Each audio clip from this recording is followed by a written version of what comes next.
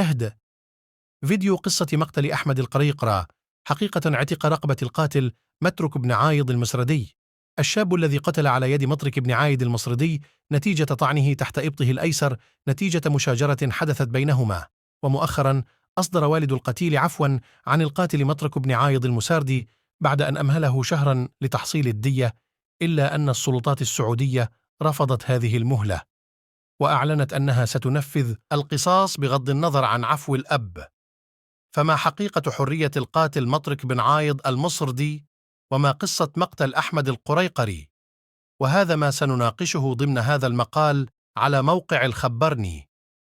دعونا نستمر. أما عن حقيقة تحرير رقبة القاتل مطرك بن عايض المصردي، فقد انتشر فيديو لقصة مقتل أحمد القريقري وتحرير رقبة مترك بن عايد، وتلا ذلك تداول نشطاء تويتر هاشتاج لا تعذروا متريك بن عايض المصري، وذلك لأن القتل العمد الناتج عن سلوك الغاب والعصيان على القانون يجب أن يعاقب عليه، وذلك بحسب مراقبين طالبوا بتطبيق القصاص والشريعة على جريمة قتل